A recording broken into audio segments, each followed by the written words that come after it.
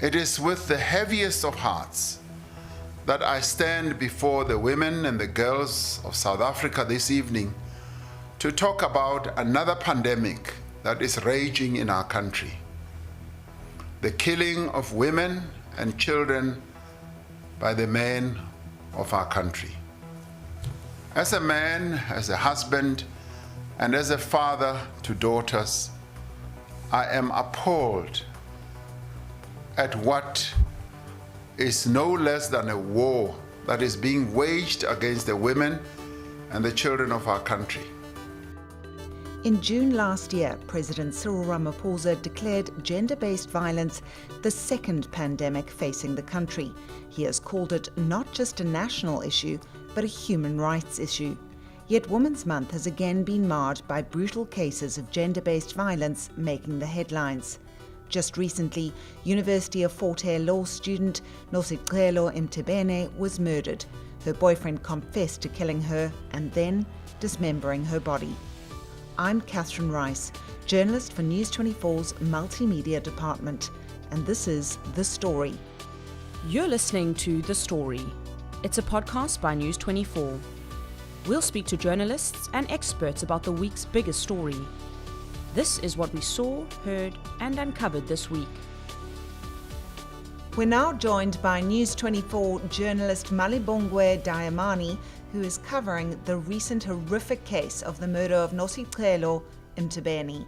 Malibongwe, what do we know about her last moments and the man responsible? The man responsible for this brutal murder is Aluta Pasile. He is an employee of a well-known funeral home, and he was residing in this 10-roomed commune house with Nosicelo since December 2020.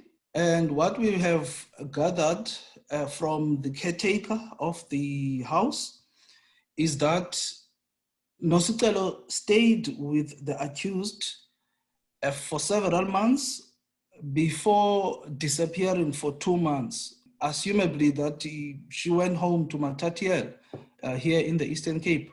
And on the day she returned, that is when a huge fight erupted between these two lovers, between the couple, Pasile and Nosicelo.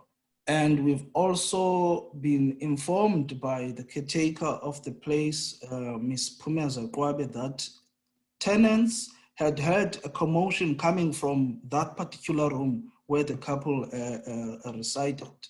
But no one bothered, to check, to knock on the door or to ask if everything was fine. And actually, the SRC of the University of Fort Hare, where Nosicelo was doing her final year in law, slammed the tenants for their carelessness, saying that even a simple knock would have made a difference. Malibongwe, have there been protests? What was your sense from the community and what do they want to see happen? There was a massive turnout at the East London Magistrates Court on Monday where Aluta Pasile, the accused, appeared for the murder of Mtebeni. He abandoned bail. He also abandoned his right to legal representation. One would assume he fears the community. Whenever these suspects is accused of these horrendous crimes, abandon bail, usually they fear the community. They feel that they are safe in police custody or in jail than going back to the angry community. During his appearance, more than 2,000 people were picketing outside, and these people were angry. Malibongwe, when will the case be back in court? What happened on Monday, Pasile appeared for the first time, and Magistrate Anna-Marie Elliott asked him if he will need a lawyer, and he said no. And he also asked him if he will apply for bail. He abandoned bail as well. And we later heard from the NPA that actually this guy has confessed to killing Mtebeni. And the NPA also saying that they are confident about the case. It's a watertight case, open and shut case, because the guy has confessed. So what happened on Monday, Elliot postponed the case to the 28th of September this year for further investigation. Thank you so much, Malibongwe. It's a case that we will be covering closely. Malibongwe will be providing updates on that. We're talking to researcher at the University of Johannesburg in the Humanities Department, Lisa Vetten. Lisa, how widespread is this problem and what impact has the COVID-19 pandemic had? Gender-based violence is very widespread in South Africa and has been so for very many decades. It's reached its peak in the 1990s and has declined somewhat since then. For instance, we're seeing about half the number of women being murdered now than were being murdered in the 1990s. But that seems to be the best we're able to do. So it's a problem that isn't getting dramatically better, but it isn't getting dramatically worse. It's a stagnant, entrenched, fixed problem that it seems you've gotten stuck in trying to address and reduce. And I think when it comes to looking at what happened during the lockdown seems to have had two effects. The one was to reduce women's access to services. So for those who are experiencing violence in the ways they always had, they had less access and less help to be able to deal with it during the lockdown. And there is some suggestion that in parts of the country it may well have increased. Possibly not as much as what you can describe as a second pandemic, but there are certainly signs that in parts of the country there was a modest increase. And you can see this in hospital data for admissions for physical assaults, and you can see this in some shelters. In some urban provinces, like Gauteng, for example, some shelters did become full. And that was the case in parts of KwaZulu-Natal as well. But in provinces like Western Cape, and particularly once you move into more rural areas, then one saw shelters that were not constantly full and often had space. So it presented a mixed and complicated picture, the lockdown. This year we saw the launch of the private sector Gender-Based Violence and Femicide Response Fund. What are some of the things government and the private sector are doing in order to combat this scourge? As far as I know, the Gender-Based Violence Response Fund 1 has started to kick off some of its efforts by focusing on looking at how it can address the backlog of DNA analysis at the police's forensic laboratories. So that could be important in helping to address one very particular and specific problem. But the problems run much deeper than that, and they're not necessary. It's not possible necessarily to de-link them from the broader problems in government around budgeting and expenditure, and of course the much bigger problem, which is that South Africa's economy is in pretty bad shape after the lockdown, which obviously still continues and still has an effect on the economy. So I think one of the areas where we see a real impact is, for instance, in relation to services to violence against women, ranging from shelters to post-rape care, through to counselling, through to the everyday support and assistance that women need to be able to move on and lead lives free of violence, as well as to run programs that address those who may be at risk of violence. And those services, especially when they're being provided by NGOs, have never been adequately funded.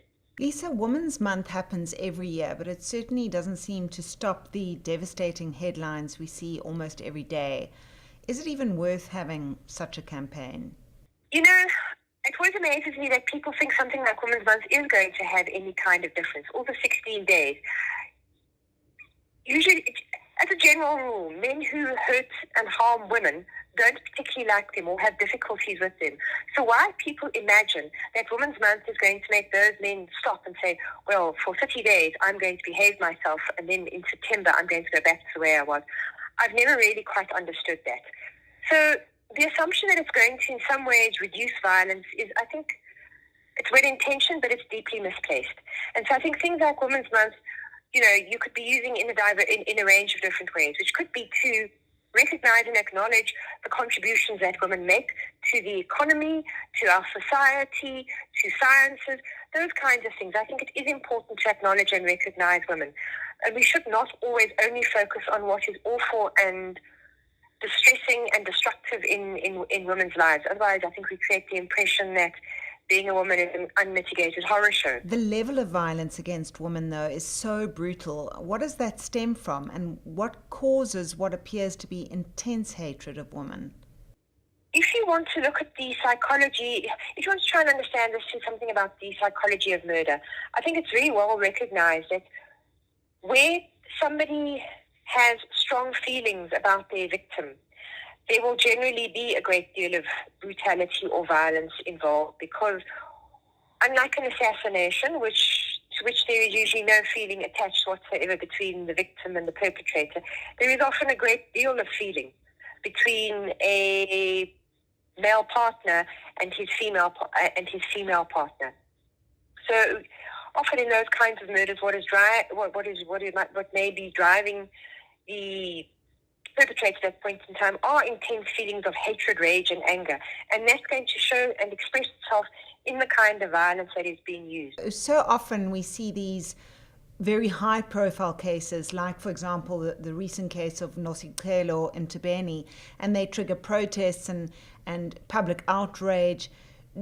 Does that ever make a difference? Do we ever see change really coming out of those very high-profile cases? The kind of change that protests seem to trigger is to start new organizations or start campaigns, but whether or not it changes behavior is a much more difficult question to answer. And I think the challenge for us as South Africans is to stop confining our responses purely to outrage, because you need to move beyond outrage in order to be able to think about something, in order to be able to plan and to be able to continue action over the long term. These are deeply entrenched problems. They are not fixed immediately. So you need to keep on doing things over a long period of time before anything will change. I think the other challenge to us is to stop thinking that call-out culture or protest or saying stop, enough is enough is actually going to change the behavior of those who are feeling angry, hostile, and alienated, and vengeful, and resentful, and whatever else may have prompted the murder or the a violent act at that point in time. Too often, I think a lot of the messaging that we put out, for want of a better way of putting it, is messaging that we would like to hear. It doesn't actually go out and test what it is that those who do this would be responsive to.